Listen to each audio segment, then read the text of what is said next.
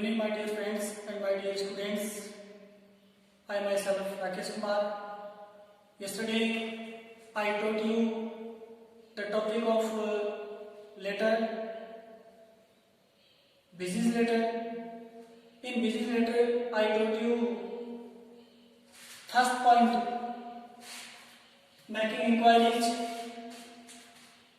and I gave you an example. I gave you an example about it, and I am teaching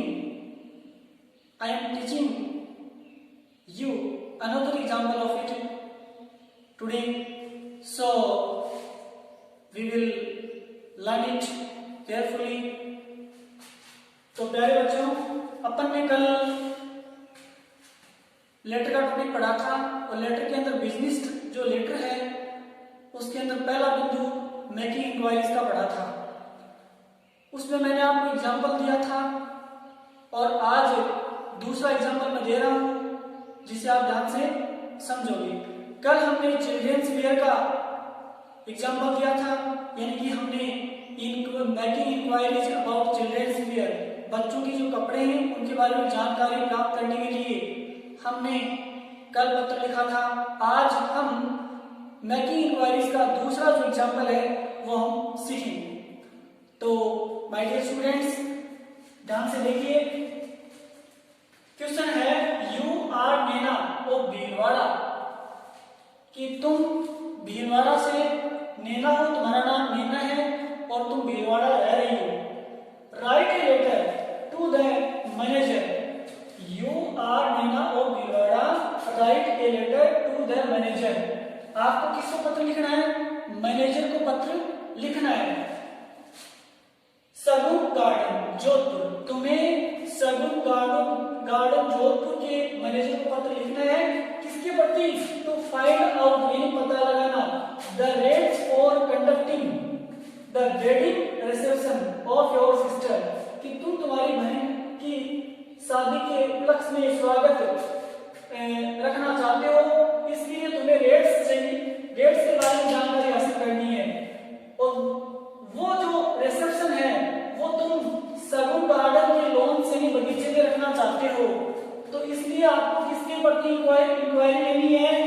आपको about the catering, एक तो catering के प्रति, एक cost per head, यानी catering का खर्चा कॉस्ट पर हेड कितना होगा, और सर्विस चार्जेस कितना होगा, डेकोरेशन चार्जेस कितना होगा, और जो मनी है वो एडवांस में कितना पे करना पड़ेगा।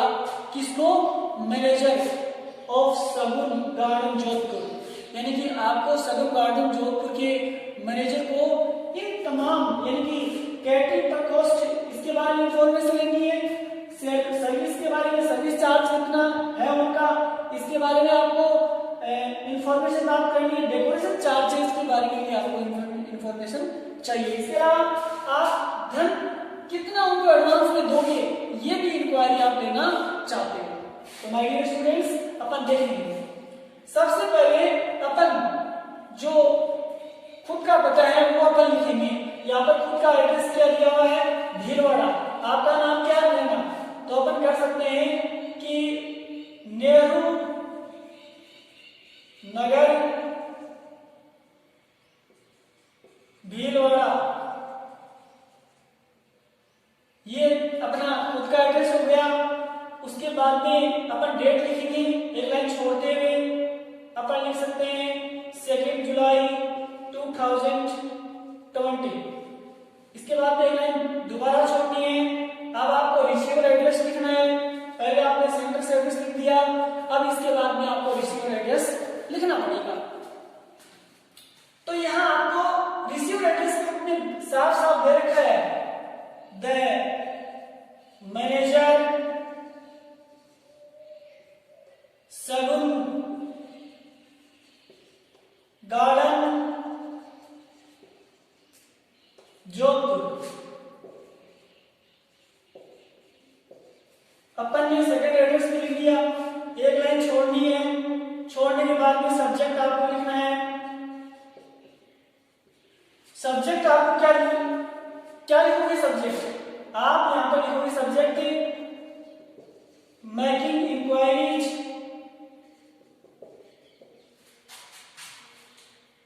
अबाउट, देखिए सब्जेक्ट कहां दिया हुआ है, ये इंक्वायरी के बाद मैंने कहा था enquiring, complaining, asking, sending, placing, ये जो वर्ड्स हैं इनके बाद में अधिकतर सब्जेक्ट क्वेश्चन में प्राप्त होता है। तो अपन यहाँ इंक्वायरी के बाद में अपन क्या लिख सकते हैं, सब्जेक्ट लिख सकते हैं, इसको अपन क्वेश्चन में देखकर लिखेंगे। तो यहाँ मेकिंग इंक्वायरीज अबाउट के बाद में कैटरिंग,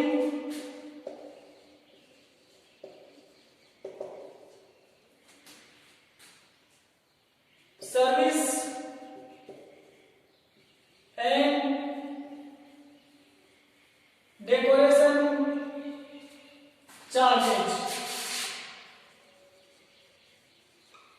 ये अपन ने सब्जेक्ट लिख दिया। एक लाइन पुनः छोड़ेंगे। अब प्यारे बच्चों, दोस्तों, अपन यहाँ सेलिब्रेशन लिखना चाहेंगे। सेलिब्रेशन में मैंने आपको बताया था कि सेकंड एड्रेस में अगर एस लिखा हुआ है तो अपन डियर सर्स का प्रयोग करेंगे, और अगर एमएस नहीं लिखा हुआ है तो अपन केवल डियर सर का ही प्रयोग करेंगे। ऐसा क्यों होता है? क्योंकि एमएस का मीनिंग होता है मेसर्स, और मेसर्स उन पदों के आगे लगाया जाता है जिनके अंदर जो व्यक्ति होते हैं वो एक व्यक्ति नहीं होता, उसके अंदर कोई फर्म या कंपनी होती है तो उसका मालिक दो या दो से अधिक व्यक्ति होते हैं। इसलिए दो या दो से अधिक व्यक्तियों को बिजनेस लेटर जब अपन लिखते हैं तो सेलिब्रेशन के रूप में डियर सर्स का प्रयोग किया जाता है। यहाँ अपन केवल डियर सर का प्रयोग करेंगे क्योंकि अपन किसको पत्र लिख रहे हैं, मैनेजर को पत्र लिख रहे हैं। तो यहाँ आपको डियर सर का ही प्रयोग करना है, डियर सर्स का प्रयोग नहीं करना है। अब इसके बाद में मैंने आपको कहा था कि आप आई वुड या वी वुड, तो आपका नाम मीना है, मीना एक ही मतलब सिंगुलर है, तो इसलिए आप एक व्यक्ति ही पत्र लिख रहे हो, आपके पास कोई कंपनी नहीं है, आप तो सेवा लेना चाहते हो तो मतलब आप आई से स्टार्टिंग कर सकते हो। अगर कोई कंपनी का फर्म का पता होता है यहाँ पर नेहरू नगर भीलवाड़ा यानी नेना जो है, इसकी जगह कोई कंपनी से संबंधित कोई एड्रेस दिया जाता तो अपन यहाँ वी से स्टार्टिंग कर सकते थे, परंतु अपन को आई से स्टार्टिंग करनी है क्योंकि यहाँ नेना जो है वो कोई व्यक्ति विशेष है, इसलिए या एक व्यक्ति के रूप में, इसलिए अपन आई से स्टार्टिंग करेंगे। और स्टार्टिंग लाइन आपको याद रखनी होगी, I would like to bring your kind notice about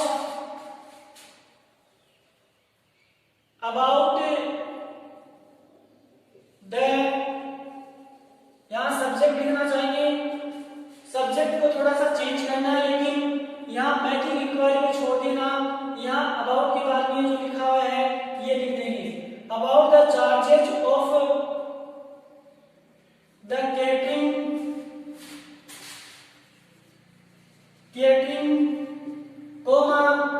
service and decoration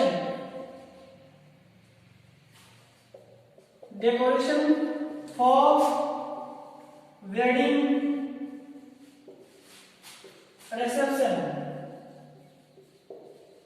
ये अपन ने स्टार्टिंग लाइन कर दी। इसके बाद आगे हमें क्या करना है, आगे जो हमारा जो क्वेश्चन है उसके अकॉर्डिंग हमें इसकी मुख्य सूचना है, मेन इंफॉर्मेशन है वो आपको लिखनी पड़ेगी।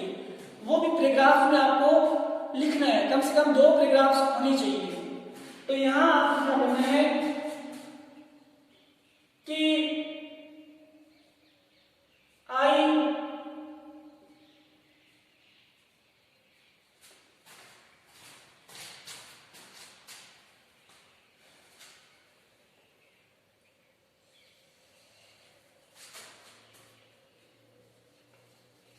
want to conduct our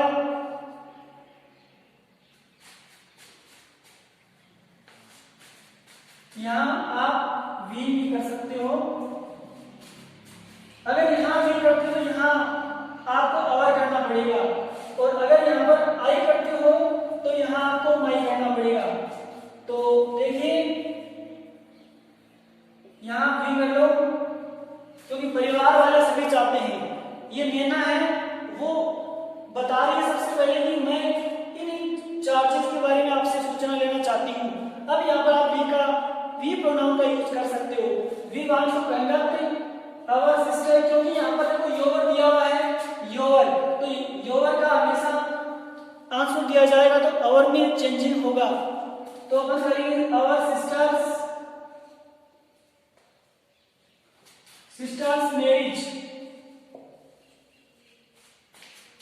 on 23rd March. यहाँ पर आप क्या करो, जुलाई लिख लो, क्योंकि मार्च तो लंबा हो जाएगा टाइम, क्योंकि जुलाई 2 जुलाई को आप पत्र लिख रहे हो तो आपकी बहन की शादी जो 23 जुलाई की होने जा रही है, इसलिए 15-20 दिन पहले आप क्या कर सकते हो, इससे पूछताछ कर सकते हो। तो यहाँ पर भी ध्यान रखना, जो सिस्टर की मैरिज होगी उसकी दिनांक इससे 20 दिन आगे की होनी चाहिए। 23 जुलाई 2020 on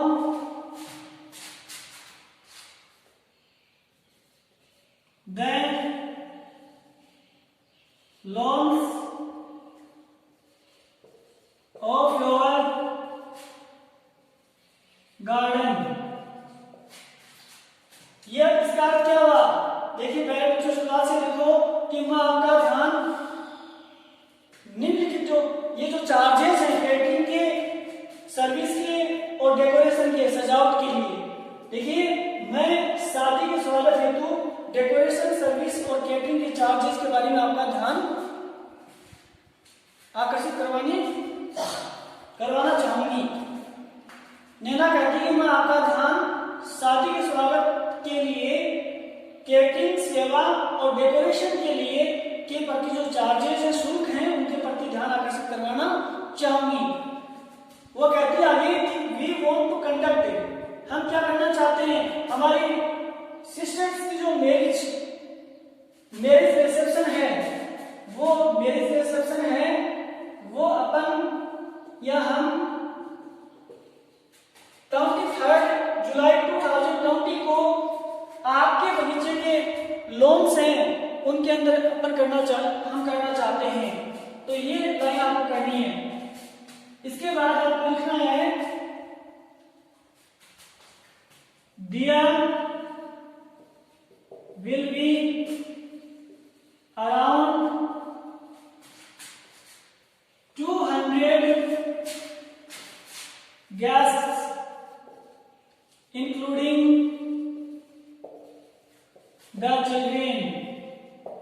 इसका अर्थ हुआ कि स्वागत के अंदर बच्चों को शामिल करते हुए 200 जो गेस्ट हैं वो होंगे। There will be around, यानी लगभग, वहां 200 मेहमान होंगे, किनको शामिल करते हुए, इंक्लूडिंग द चिल्ड्रेन, बच्चों को शामिल करते हुए। इसके पश्चात आपने लिखना है कि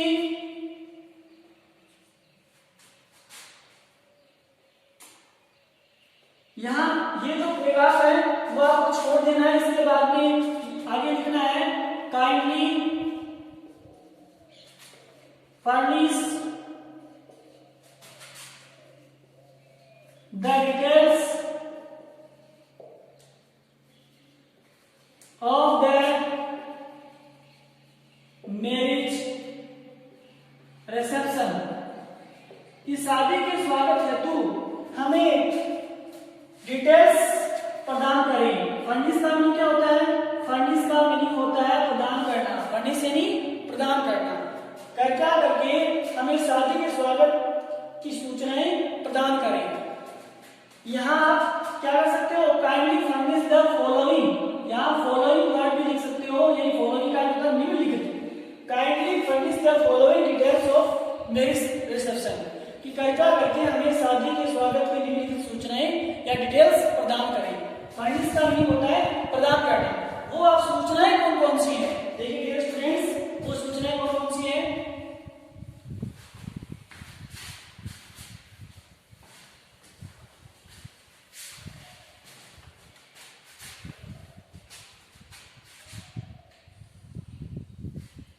स्टार का चिन्ह लगाते हुए चलो। सबसे पहले सूचना किसकी चाहिए आपको?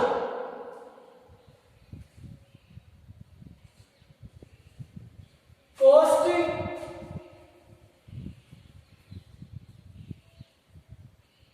द केटिंग पर हेड, कि प्रति व्यक्ति के हिसाब से कैटरिंग के ऊपर लागत कितनी पड़ेगी, कॉस्ट लागत पड़ेगा। पहला बिंदु तो ये आपका कि प्रति व्यक्ति के हिसाब से कैटरिंग की लागत कितनी पड़ेगी।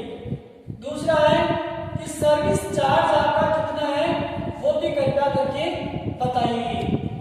तीसरा बिंदु ये है कि डेकोरेशन चार्ज कितना आपका वो भी कृपया करके आपको बताना पड़ेगा। चौथा बिंदु ये आपका कि मनी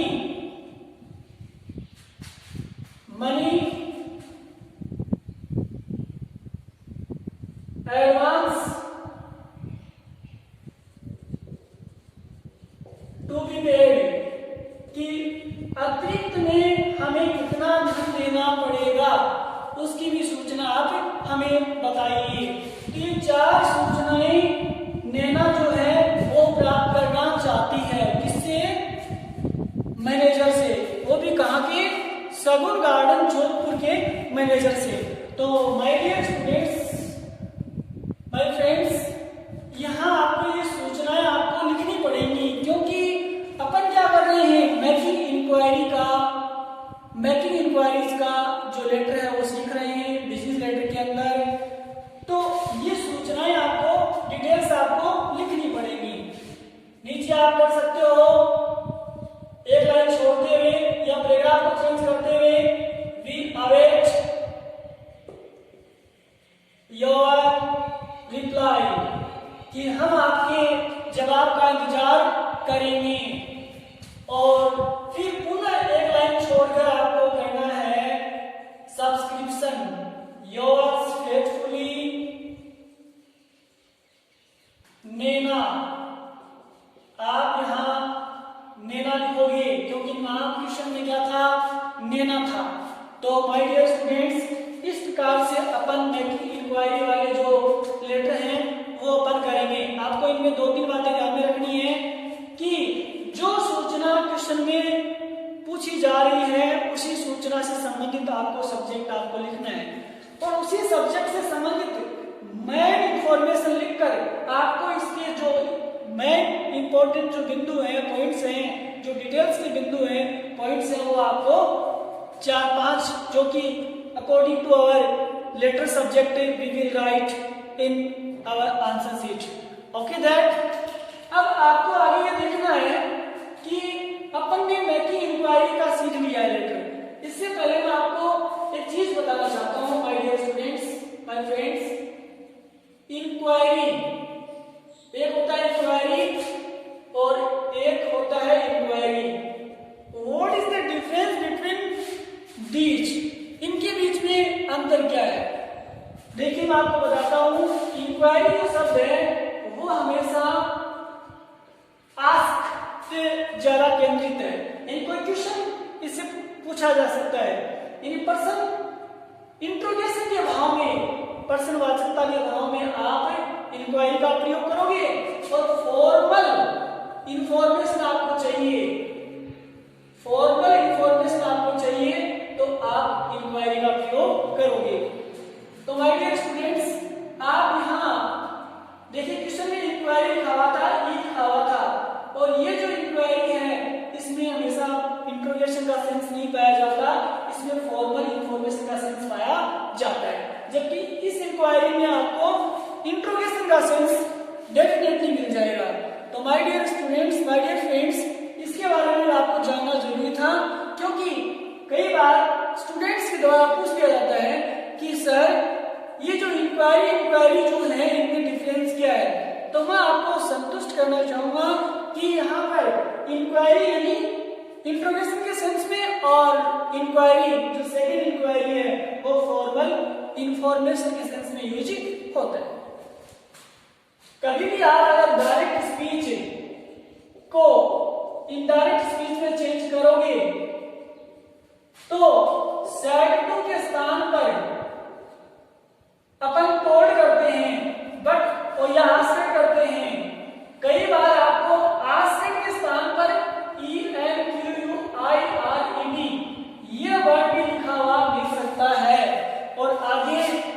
इसके बाद इंट्रोगेटिव सेंटेंस आपको मिलेगा। कहीं भी किसी बुक में आप देख लेना, या जो सेंटेंस अगर ऐसा मिल जाए यानी कि सब्जेक्ट के बाद में इंक्वायर्ड आ जाए, तो उसके बाद में इंट्रोगेटिव सेंटेंस डेफिनेटली मिलेगा, क्योंकि ये इंक्वायर्ड जो है वो इंट्रोगेशन का सेंस देता है। अब माय डियर स्टूडेंट्स, अपन इसके बाद बिजनेस लेटर के अंदर दूसरा हमारा जो पॉइंट है उसका अपन अध्ययन करेंगे। हमारा जो दूसरा बिंदु है वो है रजिस्टरिंग कंप्लेंट्स। रजिस्टरिंग कंप्लेंट्स, शिकायत दर्ज करवाना। इसका एक उदाहरण लेते हैं। मैं आपको इससे पहले बताना चाहता हूं कि शिकायत किसके संबंध में दर्ज करवाएंगे। अपन व्यवसाय पत्र पढ़ रहे हैं तो संभवतः सीधी सी बात है कि यहाँ पर अपन किसी वस्तु के संबंध में शिकायत किसी व्यापारी को दर्ज करवाएंगे या उसके संबंध में अपन लेटर लिखेंगे। तो यहाँ एक एग्जाम्पल लिखता हूं, you are Suresh living Anoop नगर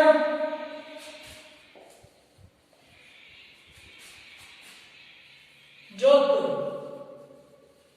तुम सुरेश हो और तुम अनूप नगर जोधपुर में रह रहे हो। You bought a washing machine from a dealer। तुमने एक व्यापारी से एक वॉशिंग मशीन खरीदी। Write a letter to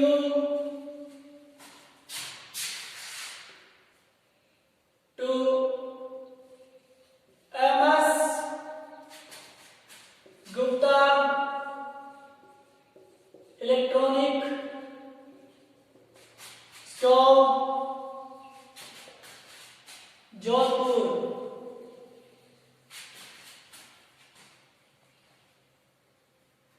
complaining या रिगार्डिंग द कंप्लेंट्स भी हो सकता है। रिगार्डिंग द कंप्लेंट्स, शिकायत के संबंध में। मैं सीधा कंप्लेनिंग कर देता हूं। Complaining about the defective washing machine, कि आपको खराब वॉशिंग मशीन के संबंध में शिकायत करने के लिए MS Gupta electronic store Jodhpur को पत्र लिखना है। तो माय डियर स्टूडेंट्स, इसको अपन ध्यान से समझेंगे। सबसे पहले अपन क्या करेंगे, फर्स्ट एड्रेस, सेंडर्स एड्रेस का प्रयोग करेंगे। और अपन को हमेशा एग्जाम के अंदर हाशिए का ये जो साइन दे रखा है इसके अंदर लेटर को लिखना होगा। कहीं आप प्राचीन जो मेथड है उसके अकॉर्डिंग पत्र ना लिखो, यहाँ पर आपको मॉडर्न जो मेथड है उसके अकॉर्डिंग आपको लिखना है। देखिए, सबसे पहले आपका एड्रेस दिया हुआ है Anoop Nagar Jodhpur,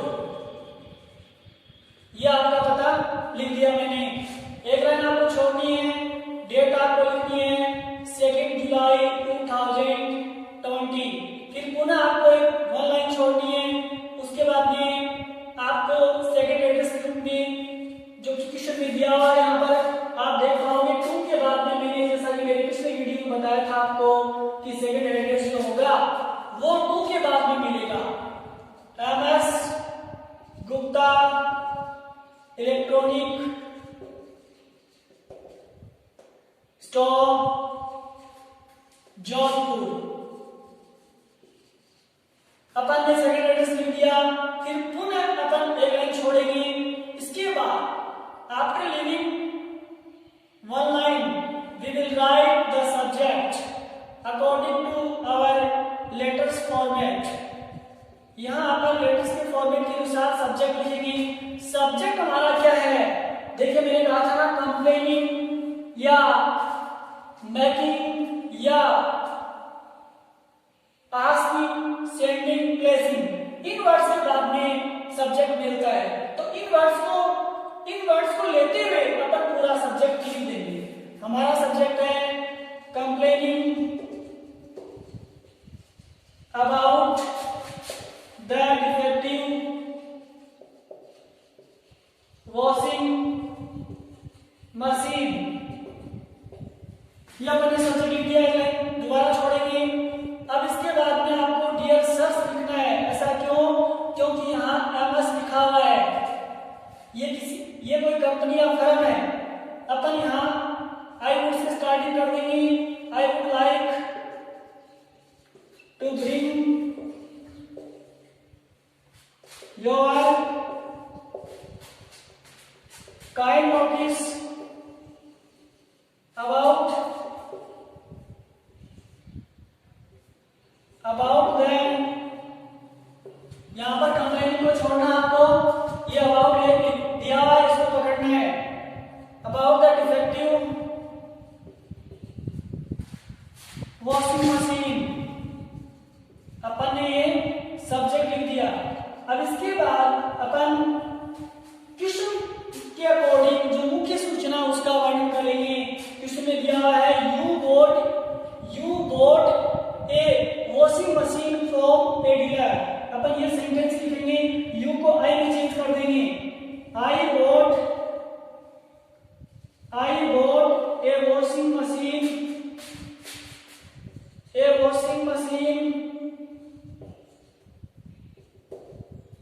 from you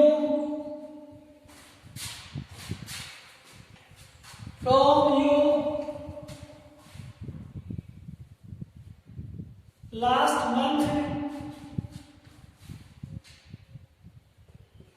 with the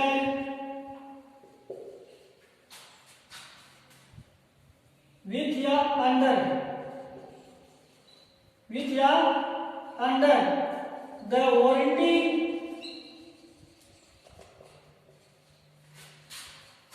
period of 2 years।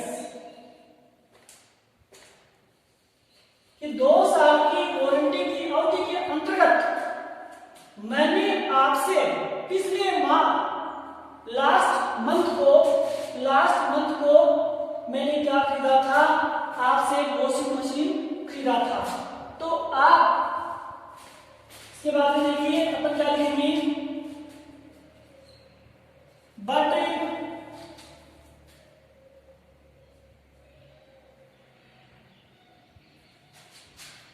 it is not working properly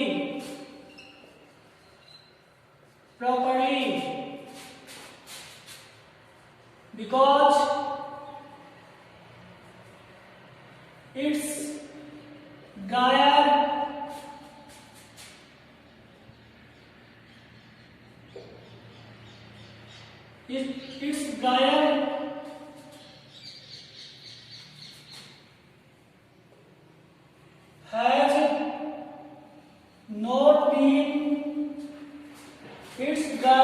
has not been functioning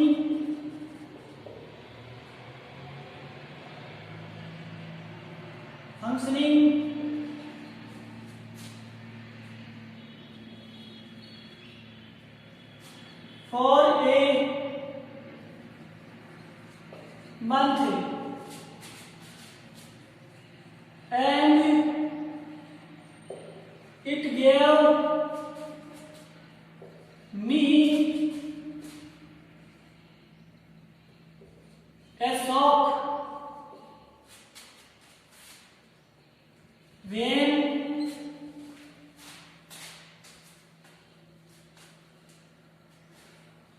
I switched it on। देखिए इसका अर्थ क्या हुआ, लेकिन यह क्या नहीं कर रही है, लेकिन यह सही से काम नहीं कर रही है। क्योंकि इट्स ड्रायर, क्योंकि इसको जो सुखाने वाला है वो प्रॉपर ढंग से क्या नहीं कर रहा, काम नहीं कर रहा है। वो कितने महीने से, 1 महीने से। और झटका दिया जब मैंने इसका स्विच ऑन चालू किया, मतलब कि मैंने इसका स्विच ऑन किया तो मतलब इसने मुझे क्या दिया, झटका दिया। अपन ये बात लिखेंगे, अपन ये पैराग्राफ आप छोड़ देंगे। इसके बाद सेकंड पैराग्राफ में अपन लिखना चाहेंगे I hope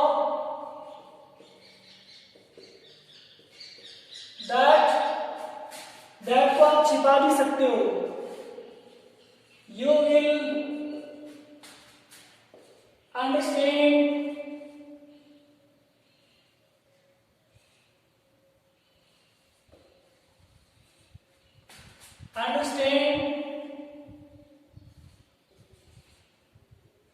the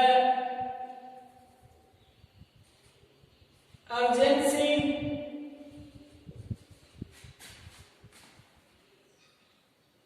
of it.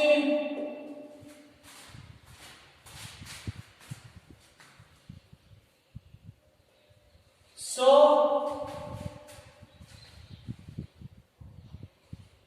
said a mechanic to rectify it या replace it। ये अपन लिखेंगे माय डियर स्टूडेंट्स। इसका अर्थ मैं आशा करता हूँ कि आप जो है वो इसकी आवश्यकता को समझेंगे। इसलिए एक मैकेनिक को रेक्टिफाई करने के लिए, इसको मशीन को सुधारने के लिए आप भेजो या फिर इसको क्या करो, आप रिप्लेस करो, या फिर इसको आप क्या करो, रिप्लेस करो। यहाँ आप नीचे लिख दोगे आई अवेट योर रिप्लाई, नीचे थैंक यू लगा दो और थैंक यू के बाद सब्सक्रिप्शन में एक लाइन छोड़कर आपको कहना है योर्स फेथफुली और खुद का नाम लिख दो। जैसे आपका नाम इसमें क्या था, जो भी इसमें नाम था वो अपन लिख देंगे। XYZ जो भी क्वेश्चन में नाम होगा, नहीं होगा तो अपन XYZ भी लिख सकते हैं। इस प्रकार से अपन ने आज रजिस्ट्रिंग कंप्लेंट्स और इसके साथ साथ मेकिंग इंक्वायरी के 2 एग्जाम्पल समझे। आशा करता हूँ कि आप भली भांति समझे होंगे इस टॉपिक को। घर पे इन टॉपिक्स को अच्छे से आप पुनः दोहरा करके अपनी फेयर नोटबुक में उतारो ताकि आप इनको अच्छे से अच्छे ढंग से सीख पाओ। तो मेरे प्रिय दोस्तों एंड मेरे प्यारे विद्यार्थियों, आज की क्लास समाप्त हुई। कल इसी समय आपसे दोबारा मुलाकात करेंगे। तब तक के लिए आपसे अलविदा लेना चाहूंगा, लेकिन अलविदा लेने से पहले मैं आपको एक बात बताना चाहता हूँ। ज्यादा वीडियो प्राप्त करने के लिए आप मेरे YouTube चैनल को सब्सक्राइब करो। माय YouTube चैनल की जो आईडी है वो है इंग्लिश गुरु राकेश कुमार के नाम से। उसे आप YouTube में जाकर सर्च कीजिए ताकि आपको ज्यादा वीडियो मिलेंगे और उसको सब्सक्राइब करें। Thanks to.